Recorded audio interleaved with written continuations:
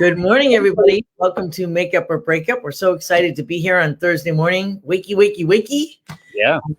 I'm still asleep. I had clients until like 1 a.m. last night, Lou. I mean, it is what it is. That's my business model. So Scheduled clients or? Most of them were scheduled. The night before was not scheduled. So I love what I do. We talk about makeup or breakup, and sometimes the people who are in the middle where they're really wanting to make up and repair their relationship, they're awake all night thinking about, is this really going to work? We've been going to Judith for 2 or 3 sessions, and we're working on this marriage or we're working on this relationship, and sometimes they have a bad day. Yeah. So I always tell them, if you have a bad day, don't wait until next Wednesday night or Thursday night when we have a scheduled appointment. So they take me up on my offer, and I don't keep my phone on very high, but I'll hear like a little buzz like at 11 or 12 because I'm usually up doing words with friends. So I might as well just do coaching with friends while I'm up, But and one of the big advantages of your service is, of course, if they do that with their lawyer, it's $350 an hour. Exactly. So if you want to make up or break up with someone, either way, you're probably going to need money. You need money for your date nights, or you need money for your attorney. Yeah. So you need to be saving money. And the way to do that is absolutely getting, Coach Judith for, good stuff cheap is my new slogan. And as we've talked about it, lawyers aren't really good on those late night calls. So those real distress calls, they're not, they don't want to deal with the emotional aspects of this. Yeah. Well, and like we've talked about before, a therapist, that's not their business model. And so what you get on their recording is, if this is an emergency, call 911. And that's typically, otherwise call back tomorrow morning at 8:30 when our office is open. Right. And and I know that we may or may not really, we're pretty much not going to call 911 because we kind of know that it's a personal emergency, but it's not necessarily something we want the, Bedford police to come in on, or the Londonderry police to come in on. Right. Yeah. But yes, there's been a couple of nights in a row now where I spent time on the phone. 2 nights ago, I was on with a client for 2.5 hours. Wow. Yeah. There's a lot going on at certain phases of all of this, but then the happy stuff, the stuff that's a little less difficult, but just a little bit more precise, is the date coaching. So I'm doing quite a bit of that right now. Mm-hmm. And I'm thinking of getting my 4 or 5 clients together at some point for some group coaching, maybe to come together for like one quick group coaching, because in the past I used to do that when I would have my in-person webinars, seminars, I guess. Yeah. Is that seasonal? Do you find this ramping up a little bit now as the weather gets a little better? And, Yeah. It's definitely spring fever. It's definitely, I can open my windows again and not be hit with a snowball. So yeah, I'm ready to take on love. And I think also with the pandemic, people shut down with that. I had several clients last March and April that I was just starting with, and they just were like, nah, I have too much on my mind. But that's leveled off. And so the clients that I've been working with over the fall and winter have had a great time, because so many people weren't on. Then they were not 1 in a million. They were like, 1 in 2,000 that men and women would have a chance of looking at. Right. So their chances were better in some respects when there weren't as many people on the websites. But we have fun with it. That's what I like about it. It's a lot of fun. Fun because I don't have the stress of it myself. Yes. I didn't find it fun at all, but yes. I knew you were going to say that. Yeah. But today, I invited a guest on. She's become a good friend of mine. I'm happy to call her friend, honored to call her a friend. And I met her through Business Associates originally, several years ago, and then decided to use her services. So we have Susan Walko in with us today. And Susan has her own company, her own solopreneur company called Organizer, all caps, which I love. Clever. I like clever marketing. And Susan, why don't you tell everybody a little bit about what you do, and then we can segue into how that can apply to people watching this show who are in relationship issues or working on strategies in their relationships. So I'm a professional organizer, and we do organizing office, home, and life. So we help people get their offices organized for more efficient flow, or we might help somebody in their home, just, organizing the kitchen cabinets, the basement, the attic, things like that. But life really is where Judith and I have been talking, that I really thrive in working with her type of business, because I help individuals just kind of get their stuff together, whether it's they need a little bit help with time management, or setting routines, or stuff, things like that.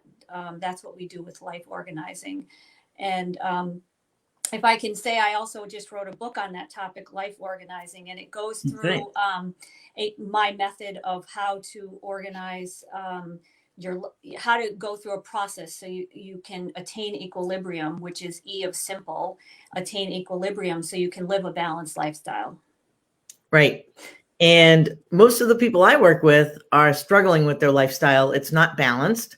And as we've talked about, for example, the first category, let's just say, because I work with people either trying to find love or keep their love, or in, the majority of cases, unfortunately, they're looking to leave their love. Those are not my marriage coaching clients. Those clients, I haven't lost a couple yet, but people that I meet when it's a little bit too late, it's too far down the road. But what I've noticed is the people who are looking to date coach, who know that they need the date coaching, it's almost like, because they're single, with or without roommates, it feels like one more huge task to them. And you and I know that when you're looking for a job, you have to make the time every day to put aside that personal time that says, I'm going to be looking for a job. And you almost have to put it on your calendar, as you would probably recommend. And the same thing goes with my coaching. It's like, you can't just go on to Match.com every 9 or 10 days randomly. It has to be very specific.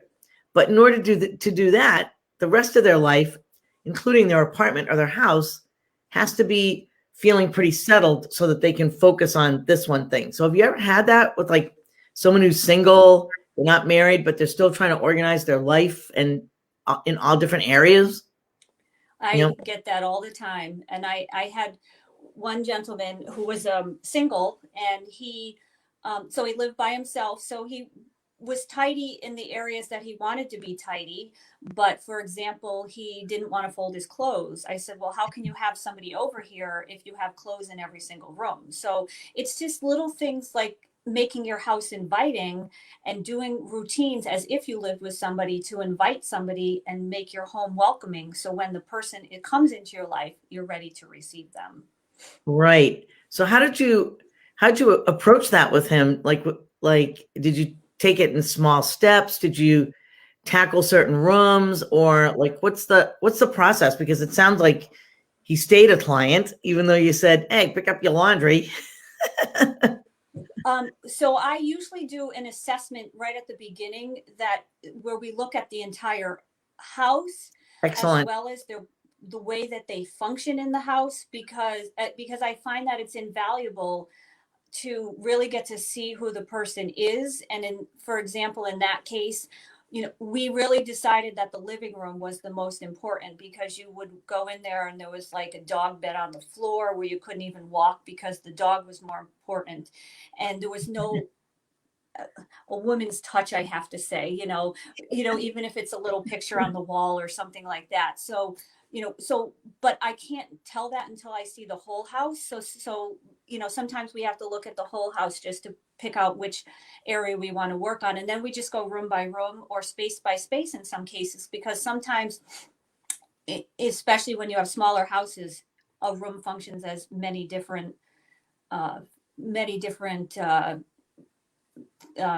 purposes. Mm-hmm. Mm-hmm. So for example, I just worked with somebody who has a home office, and she's in the process of getting a divorce, and we decided that the home office needed to also act as sort of her home base that she could go to when she needed to get away and kind of lock herself in a room. But it had memorabilia from all of the family. It had some of her her husband's that she was separating from things, items. So we have to really look space by space and what is each quadrant of the room going to be used for. And that's, that's what we do, is we go like sort of area by area. Yeah, that's great. So right now with the pandemic, are you going into people's homes or businesses for their offices, or are you doing a lot of it like this with StreamYard or Zoom or whatever? We're doing a little bit of both. It's really what people are comfortable with.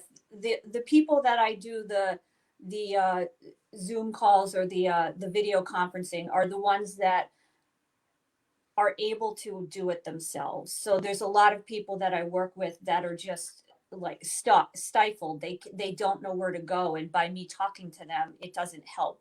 I have to be there and physically move things around with them. So we have a combination of both, and we are distancing. We wear our masks and take precautions and everything when we go into people's houses. Right. Exactly.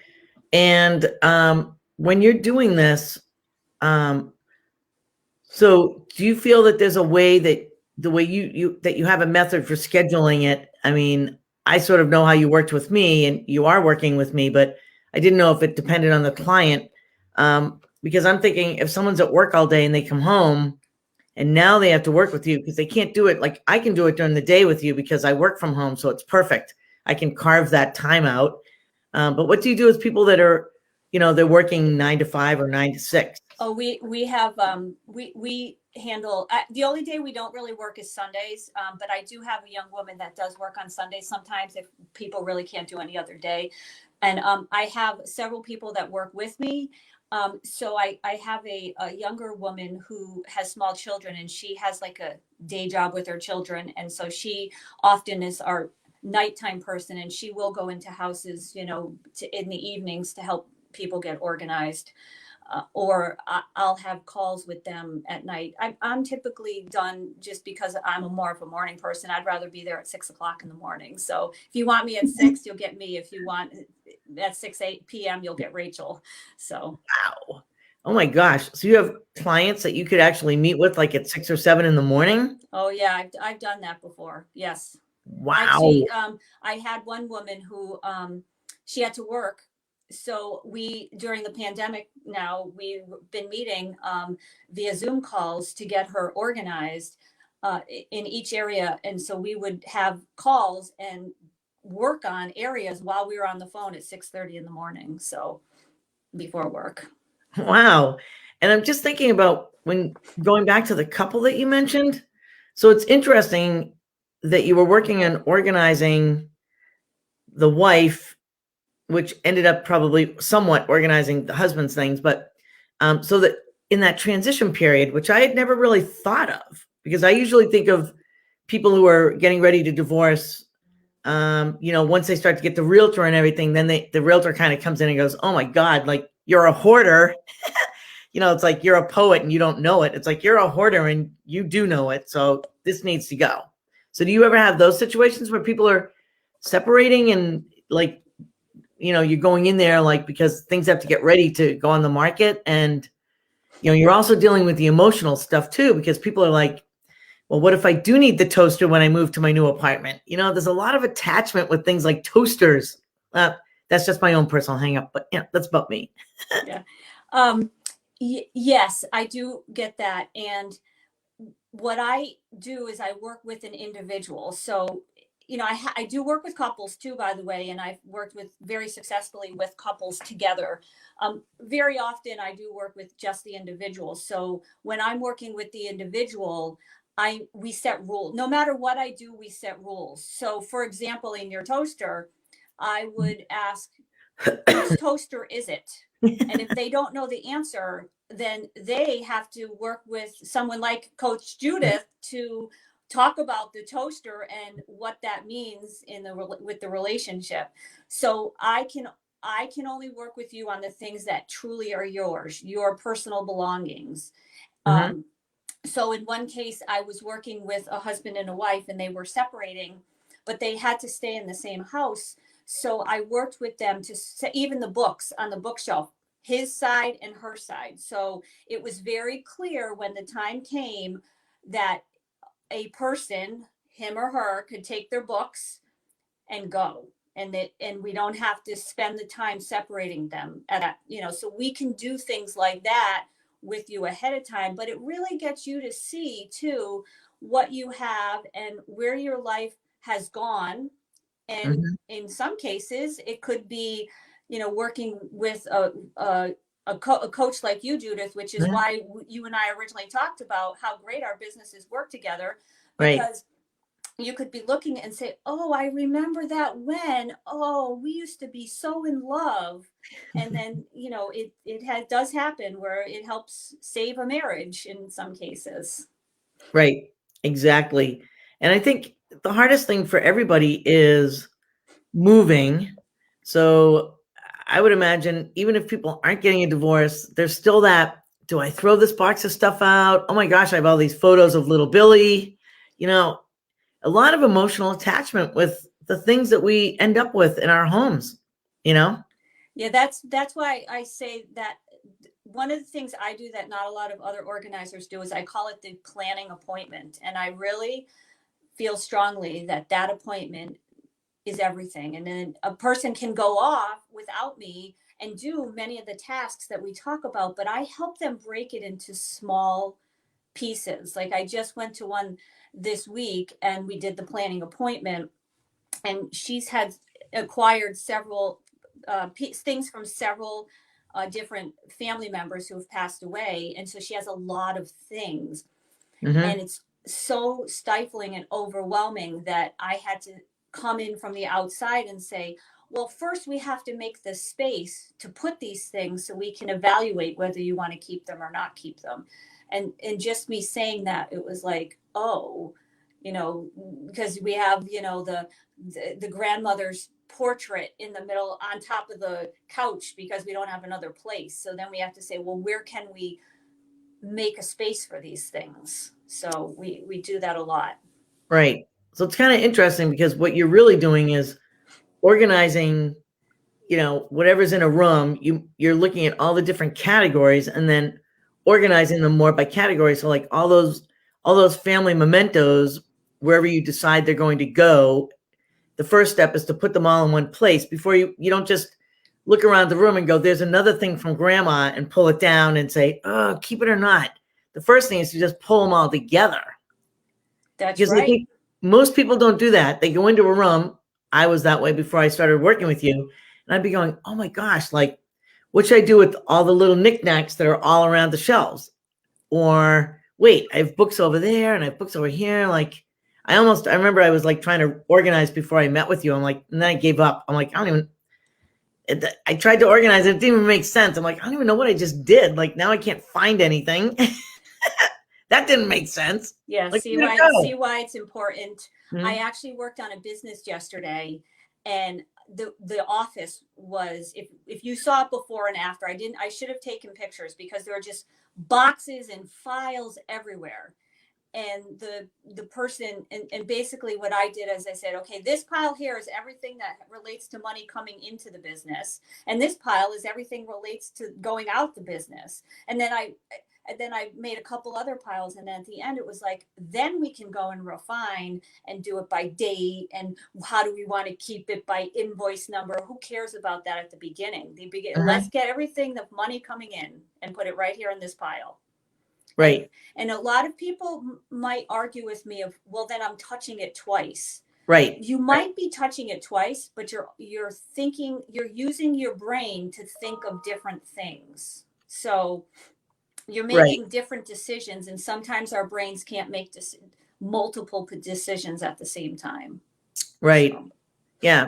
It's just so interesting because it's a concept that most of us don't think about, which is exactly what gets us overwhelmed.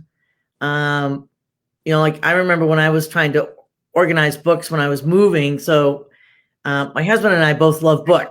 Like, we don't read as much right now, admittedly, but in the past we certainly have. And we get really attached. Sounds kind of goofy, but we get really attached to books and, even sometimes magazines. And so, the tendency was, well, I know I can't move. There's no way I should be moving all these books. Like in my head, I said, you know, for example, when I went through my second divorce, I had accumulated a lot more, and I had a full house. And when I got to the part of like the books and things, you know, I had a lot of nice coffee table kind of books in the living room. Not something you are always really looking through, but it's kind of fun if you want something mindless to do. But then in my office, I'm like, yeah, but I really like those paperbacks that, you know, like the Agatha Christie's. I'm really into that, you know.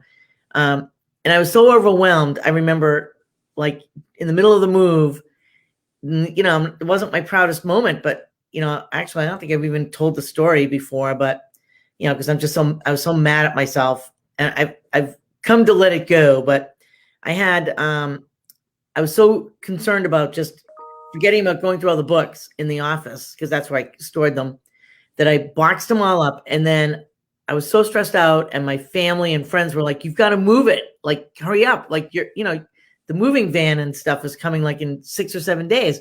So I turned around. I had this huge double drawer filing cabinet with all my business files and things. And while I knew that a lot of it was past writing samples and things that I had done, I just couldn't go through it all. So I had to pack it all. And so as I was packing it, a friend came over and said, what are you doing? Like, you don't need all of that.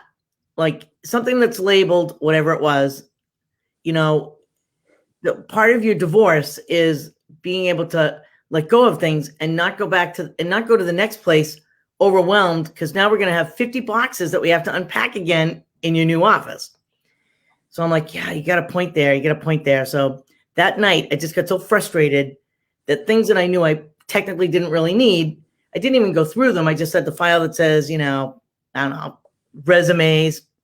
I don't really need all versions of my resumes from age 20. So I took these folders and I threw them all out. I was super proud of myself until a week later. At some point during the move, I realized I had stashed some cash in there. And so into the recycle bin went, you know, $2,000. Wow. Yep. Yeah. It was, I forget why I had it, you know, why I didn't put it in the bank. It wasn't to be squirrely. It was just, I don't know. I just wanted to have cash on hand. So and that see why making a plan is so important and starting ahead of time. Right. And, Right. And you know, I was thinking about a couple that I worked with maybe about a year ago, and we had like a 6-month plan that we worked on, and it was really great. And we did room by room, and we worked on processes, and the processes were really to help the family so they weren't so scattered and they were able to function as a unit and really work on each person's strengths and make sure that the kids were involved in the household, which was causing stress. So it definitely is important to take a look at your stuff, even if you're not having issues, because it really, you might not think you are, but it does cause stress on somebody in the household. And just looking at all the books, for example, you know, in that case, I think they purged like 200 books, you know, or Whoa. something. So, and that's just, you know, you don't realize how books is a common one. You don't realize how many you get until I say, go put them all on in the bookshelf. Well, I don't have room on the bookshelf. Well, go put them then in front of the bookshelf. And when you go to every room and collect them, you don't realize how many you have until you put them there. And then I said, okay, how are you going to fit all that on the shelf? And it just makes it feel so much better when you evaluate what you have. Right.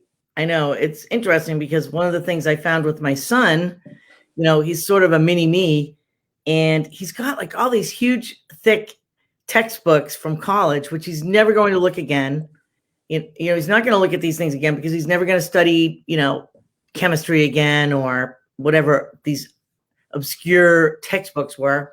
And, you know, the dirty little secret, as you probably already know, in the college area, like college books are edited every year, and they're re-edited. And so these college kids get kind of screwed on their textbooks. They can't even sell them to somebody because the next year it's probably going to be different. So, you know, they're kind of useless after the class, which is really a shame. I don't know if they've changed that at all, but They have changed that. My son's in college now, and you can either buy used books or you can get them online. And sometimes the teachers now give you just like a couple chapters out of the book or something. So during the pandemic, especially. Yep. But I mean, yeah, I mean, it's crazy because you think it's just the adults, it's kids too, you know, in the household. And like I said, it, you know, for this show in particular with Makeup or Breakup, when people are going through a separation and divorce, I do think that it's hard at the time of the move and getting the house ready. You know, like to me, the better time for me to get people to you is as the process is happening, because the separation and divorce part is pretty elongated now, right? Because of the pandemic. So people aren't getting into court 3 to 6 months later. They're getting into court 9 to 12 months later.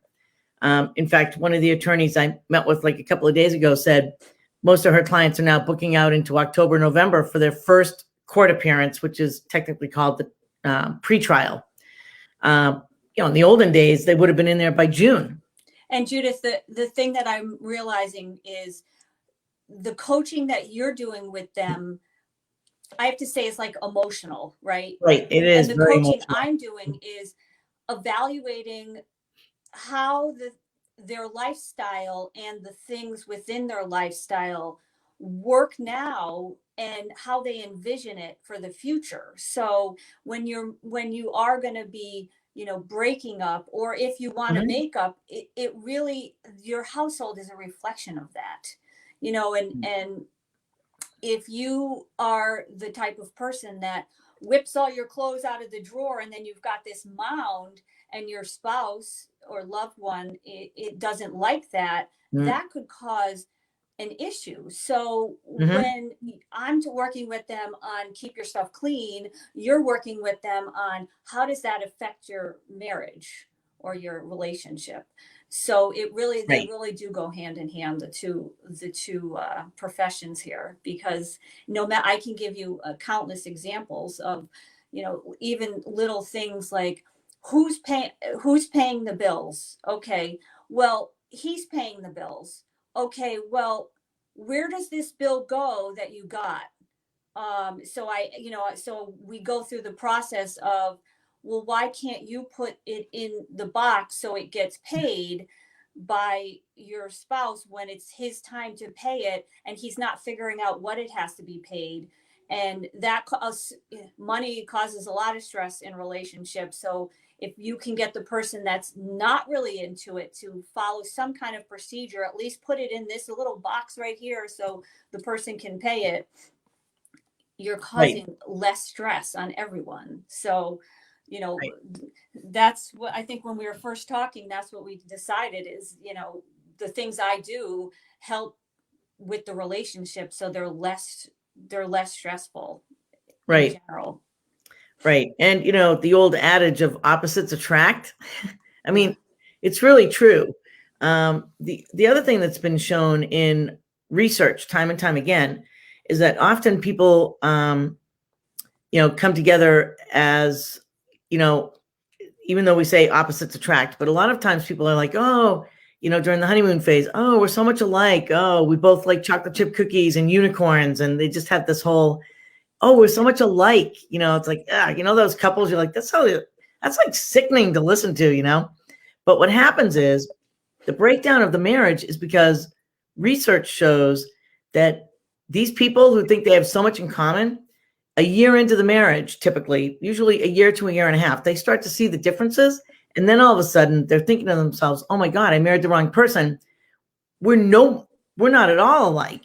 And, you know, Bill's bugging the heck out of me with all these different things. Like I never knew that it was this bad. Right. And Bill's going, well, Jane is like, you know, a doofus when it comes to this stuff. And like every time we have people over, everything's disorganized and somehow the hamburgers and the hot dogs aren't ready for the grill. And all these things kind of come into play. Hey, Lou, welcome back. I didn't go anywhere. I was just listening. I got to jump in here, though. Yeah, because the different levels of organization within a couple or people living together is such an underrated thing. It's Mhm. like, and for me, I'm a declutterer. I'm a minimalist. Yeah, you are. You're really a minimalist. Yeah, I'm a minimalist. And I also like things where they're supposed to be because I don't want the extra angst of searching for things. So, for example, when, I have my pantry arranged a certain way where things are a certain thing, and I'm not OCD, I swear it. But by the same token, when I open a cabinet, I go, that shouldn't be there. That should be on this shelf. It's just like, it just adds, it's just unnecessary hard. It just bugs me. It's like, come on, Right. the knives go here, the barbecue rubs go here, the cinnamon goes over here, and it's like when I got to look for it, it's just added stress, and we don't need added stress, right? Right. Yeah, Exactly. exactly. And that's the interesting thing is that people do underrate that because Yep. they don't realize, they say, oh, well, she always keeps the cap off the toothpaste or something, silly like that. And it's really about respecting where the other person is and what their tolerance is. Right. Yeah. Right. Right. Like I always tell people when I'm coaching them, like once you're married or in a live-in relationship where you're partnering up and coupling up, you don't have the right to like completely be yourself. You lose part of yourself. And there has to be some give and take where it's like for Lou, like organization and whatnot, like in his place and somewhat minimalist counts. So if you get into a relationship and somebody moves in or you get married, and they want like all their artwork from first grade on of their kid, and then their 50 posters from the Museum of Modern Art. That's a whole look by itself. I don't care for Yeah. anyway, but that's another topic. I'm sorry, but that's just 2 red dots, and nobody should have paid for that. But But you know, that's really what I you know do what I is mean? I'll work with them and say, Yep. You, Lou, want to be neat, but Yep. Judith, you don't want to be neat. So you're allowed to be. This area is Lou's, and it can be as Yep. neat as we want. And Judith, if you want to mess this area up, you go right ahead and mess it up all you want, and I am not even going to look at it. And so my brother would come over and say, "How can you stand that table messy? Because I'm not responsible for that table." Yeah. So there is a give and take, right? No, that's how I coped with it. It's like, all Right. right, you have this shelf in this cabinet, and like, do what you want with it. Yeah. And, But and those are the things I talk about on a daily basis with people. But I Right. want the olive oil to be in a certain place. I just want to be able to find the olive oil when I reach for it, that type of thing. And I feel embarrassed I feel embarrassed about these things to an extent when they come up. But by the same token, I'm at the point in my life where I just want less peace. I just want less clutter. I just want less, my kids are rolling their eyes somewhere when I say unnecessary hard, searching for the olive oil is unnecessary hard. I don't need that in my life, I just like there's a comfort in reaching for it and it's right there. And I know it sounds silly to everybody, but if you're like me, it doesn't sound silly to you.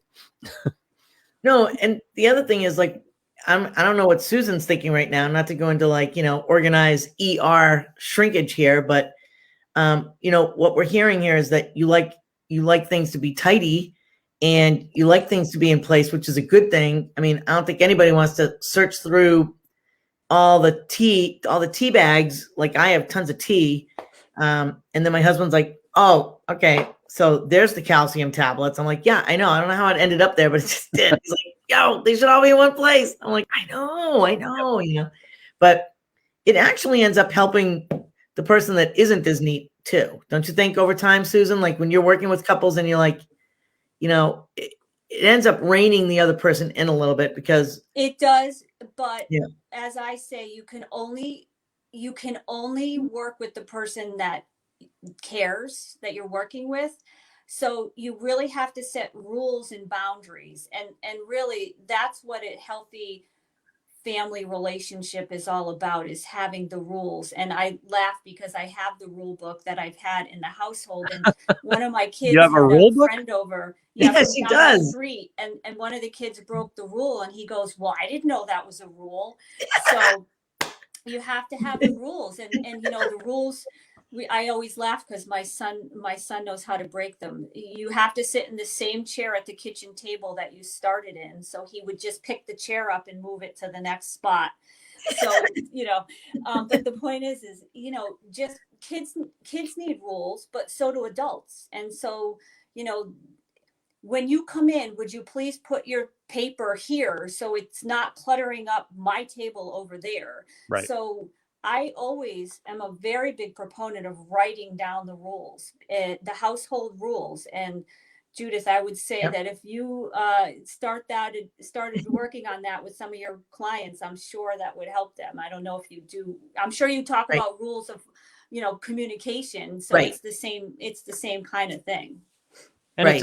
it's a different thing when you become a couple, you become married, and you move into a place and you're working that out together than it is when someone moves into somebody else's house, and then you've got all this routine in place in the house already, and you have to assimilate that way. Those are two different challenges altogether. They are, and I Mhm. do say the same thing. And when I work with couples on that situation before, is you both have to give, as you mentioned, Judith, and you Mhm. both have to, but you have to come up with what are the common rules that we are now going to have in this household. And Judith, as you and I have talked about, you have to make room for the new person. So Right. you're going to have to give. And if you're not going to give, then Yeah. what kind of a relationship is that? The other thing I want to circle back on that I thought was absolutely brilliant when you were talking about reorganizing spaces, and you take everything out and organize it on its own. In other words, categorize it on its own. And that breaks such a threshold, because the threshold of familiarity, like that picture has always been there. I'm just used to seeing it. I'm comfortable with it. And by getting it off the shelf and putting it in one space and then deciding whether to put it back or not, that's a whole different equation right there. And you get over that, you get past that discomfort of change when you've just taken everything off. We'll use shelves for an example. It can work with furniture too. But you take everything off the shelves and then you decide what to put back. That's an entirely different dynamic than reorganizing the shelf with some things staying there and some things not. Yes, it is. And Right. it really opens your eyes and has you make decisions from like an outside perspective. But it makes it easier because you're looking at that item on the shelf and you're comfortable with it, and it's always been there and you don't want to change. But then if you take it off the shelf and you have the empty shelves, you look at the shelves as opportunity. It's like, okay, what can I do with this? Or I've got a different vision, or it's more positive way of doing that than making the decision between change and not change, because people will choose not change more often than not. That's right. Yeah. Right. Yeah. And I think, like Susan was saying, so, when people are moving in together, whether it's a relationship that's, a dating, partnering up, or remarriage. So we talk about makeup or breakup, but say you break up and then you find somebody new. That's exactly what we're talking about here is, regardless of whether you both go into a new place, it's more typical not to do that, to be honest. The more typical scenario is that you're picking one of the two places, right? Yeah. Yeah. And what we forget is that if you're over 28 years old, the person you're moving in with probably has a pretty full apartment or, somewhat decorated house. I mean, they could be like The Bachelor that has just like nothing on the walls and, a couch and a chair and a coffee table. But as people get older, that's less typical. Yeah. It's And going to forget be that the person moving into your house usually has kids, and then right. whole different set of issues. Right. And then there can be kids. And so you've kind of got, like, I think what Susan's kind of describing is it's kind of like, my space, my needs. The other person gets to say my space is my needs. And then together you have to figure out the kid thing, which that's a whole other Coach Judith thing where I try to get couples to be like, and I had this in my second marriage. So I'm a professional from my personal experience. Kids don't rule the house. The parents do. No, and what you sometimes see when you have second marriages or relationships post-marriage where both people have been married before and they have kids, it's my kid. I'm going to let my kid do their thing. Yep. Your kid does your thing. But that doesn't really work well. And I'm against that because not every parent gets the kids don't run the show routine. And when the kid comes in and it's running the show in the new household with a parent who doesn't really believe in that principle, there's problems. Right. Exactly. Right. Susan, you've probably seen that. I also want to chime in here and say one thing that I see with many people is they don't allow each person to have their own space. Yeah. I call it in the common areas. So especially now that kids are home and doing homeschooling, they need to have their own space that's their desk that they're responsible for, that they can do their things. They need to have a place that they can put their backpack, or you need to have a place to put your handbag or your briefcase. So even those little things that I call them individual spaces in the common area. Everybody needs one. You need one in the bathroom where you can put your toothbrush and your comb and a few other things. So you need to make those spaces in a house for every single person. So And I every always person think needs to be responsible for their own place in the bathroom where they put their grooming supplies. that's a great tip for the common spaces, but I also think each person in the house needs a space. You know, They the do. the kid's room, you know, a lot, you know, with my kids when they were young, it's like, you know, we had rules for the, you know, rules on the house. We didn't have a rule book.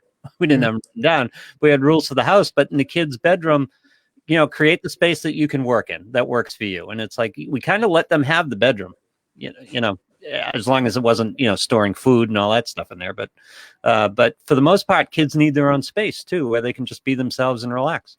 And so do adults, right? And so Yep. that's why they have things like she sheds, so they could find their places. So we need to have the she shed for you too. Oh my gosh, that commercial on TV makes me laugh every single time I see it. Every single time I watch it. Yep. Can't help myself. But it's a thing, and you know, not to be sexist here, but men always had, like, you know, the man cave in the basement, or, you know, whether it was just their own like family room where they got to just chill out, you know, or they had their, you know, their workspace in the garage or maybe a shed, you know. But So it's so important to have your own space, and that's what is, you know, make up or break up. That, to me, having that own space helps you to stay the person that you are in, you know, and still be in a relationship. So you need your own space. Talk about some techniques, Susan, because I'm sure you run into it all the time. Talk about some techniques of dealing with a person who has trouble organizing, or has trouble organizing because of resistance, or has trouble organizing because they just don't think that way. Techniques. So it's about repetition. So, you know, in many of those kinds of cases, I'll meet with them more frequently and just work on one area with them at a time, so they can continually go through the same process over and over again. So it is about discipline and learning to discipline yourself. And I'll tell you, in some cases that, you know, they just won't do it because they're like you said, they're resistant. So, you know, I could go in every week and just organize it for you. Sure, you want to pay me to do that? Go right ahead. You know, so it's either you pay me to do it or you learn how to do it yourself.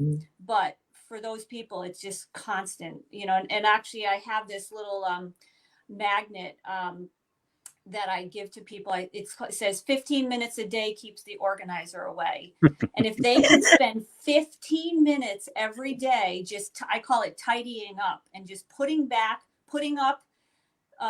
picking up and putting away, then you will remain organized. So the clothes that you put on the floor that you took out when you were trying to get dressed this morning, fold them and put them back. If you ate food and you didn't eat in the kitchen, put the dishes in the sink. Like, it's just little things. So, and it takes 15 minutes every day to do that. So 15 minutes a day keeps the organizer away. And it's funny, we talk about sleep and we talk about exercise being so underrated for mental health and peace of mind. Organization is underrated too. And you don't have to be OCD about it to any degree. You don't have to be overly organized, but the clutter in your life really contributes to your stress in a lot of ways. You've got so many things to, so many obligations to meet. If you're unorganized about it and you're just missing appointments because you forgot about them, or you know, that just creates all kinds of stress that can be easily avoided. Yes. Yeah. And I think, you know, one of the things, for example, when I'm working with married couples, the most important thing is that, you know, I'm working on their communication and their engagement with each other. And if the house is a mess, or, you know, there's so much on their mind, like if they just came, like I have one couple, you know, they come home from work, they have to cook, they've got to couple of kids that they have to take care of. By the time 9 o'clock comes around, they literally can go to bed. And part of what I'm doing is saying, when you reorganize like what your evening looks like and how you get it to be a more organized situation, then, and you've planned for that, and you know that that's your homework, like Wednesday nights, Saturday nights, then they have to make room for that. And kind of like what Susan does with people, she's like, you know, whether she's telling you to do this every day, or it's like pick one day and put that in for, you know, an hour or two. It is all about scheduling the stuff, and writing it down is so important. So like, you know, I have this book that Susan's got me using, which is, you know, I've got my daily planner, and those are all the things that I have to do. But if I didn't write them, they're in my mind. I know these things, that actually everything that's on here that I wrote in here last night, they're all things that I need to do, and all of them actually improve my business. So even stupider to keep putting them off, right? Like, you know, technically speaking. So when I'm in my office, these things actually matter. These are like, they're not the things on my calendar, like, you know, like meetings this morning and stuff. These are more of like the tasks, things that I have to do here. And, you know, we do it in a similar but disorganized way, my husband and I. So like, we've got like ongoing little slips of paper for like, wait, where's the one with the milk on it? Like, you know, and then my husband, I don't know, he seems to like have this like selective process where he always forgets the favorite things that I have on the list. I don't know how. I'm like the other day, I forget what he was looking for. I'm like, well, that's why you go to Market Basket, because they have 5 Market Basket people stocking shelves in every aisle, and they're always walking around. And I like to fool around with the employees, these young kids. I'm like, hey, where do I find the saltines? And they're like, aisle 2. And I'm like, 2 seconds, A+, good job, Bob. You know, I just love testing them because they train them for this. I'm like, I don't know how you knew where the cashews were, but you know, they tell you right like that. And so I always say to my husband, well, you know, like anywhere in life, you have to ask for help. I know he doesn't like to do that, but I'm like, just ask somebody. Chances are when you ask, you're almost in the aisle that has the thing I want. So just saying. I just want to go back to that asking, because, and go back to kids don't rule the house, you do. Right. You have to have expectations of the kids. And if you have the expectations, then you have more time to do the things that you need to do. So there's no reason why even my kids started at 4 years old helping with the laundry. And if that means they reach up and put the stuff in the laundry, and that's as far as they get, they're learning that it's their responsibility to help mom and dad keep the house clean. And I say this all the time, and I know it doesn't look like it, especially when you try to apply it, but kids love structure. They do. They love structure. They will fight you tooth and nail against it, no doubt about it, but they love structure. They love to know, you know, I've been doing it lately and people give me a funny look, but you know, raising kids is like walking a dog. I mean, you got to be the alpha dog. They don't want to be the alpha dog. They don't want to be in control. They don't want to be responsible for things. They like the idea of there being a leader in the house and a set of expectations. Kids will rise to expectations or fall to expectations. And it's important to have that structure and all these organizing skills. Again, you start with them, as you said, at 4, 5, and 6. You don't start with them when they're a teenager at 15. That's a tough time to start to implement these things. This is a lifelong thing. Get them to understand the value of being organized and having routines and having uncluttered thoughts, because that's what gets you in your way. It's the cluttered thoughts that get in your way. Wow, Lou, you and I get along so well on this. I know. You need to come work for Organize ER. Yeah, I know. He'll spiffy those places up in no time. Well, it's fine because kids, you know, parents so much now, and the whole kids don't run the house, so much so nowadays they do run the house, because it's the path of least resistance for parents in a lot of instances. Parents are trying to keep down jobs, trying to maintain relationships, dealing with everything they have to deal with. They don't want to fight with the kid when they get home, but they run up with the kid running the house. And the kid seems like they love running the house, but they don't. They're nervous and they're scared and they don't want to be the alpha dog. They want a leader. They want a parent. And they thrive in those situations. That they won't tell you that, but they enjoy that. Right. Exactly. And I think, you know, one of the things that Susan, you probably see too, is when you're dealing with a family, your hope is that you can see all the rooms because, people overlook the kids thing. And I know this is like anti what people think, but I'm just going to say it. It's not very politically correct, but everybody for years has had this attitude of, don't sweat the small stuff, close the doors. Who cares what the kid's bedroom looks like? But I've always been the opposite of that. Cause I'm like, you know what? I should be able to have all the doors open so that also the kids like smelly socks and things that are sitting in the corner of the room don't effuse when they do open the door to finally come out at dawn. We should be able to keep our bedroom doors open and not be stressed out by looking into one of those rooms. Like I wouldn't want to sit in my basement and look at a pile of boxes and miscellaneous, gym equipment and stuff. Like I wouldn't even want that. I have to tell you my fantastic story. About 3 weeks ago, I was working at a house with a family of 4 that I've worked with in the past, and they're all homeschooled now. And so Okay. the family had to set up each child has a desk in their room, and the mom is at the dining room table and the dad is in his office because he's already had one. So I had to work with them during school break, and the son, I was working, so I go in and I help them like sort of straighten up a little, right?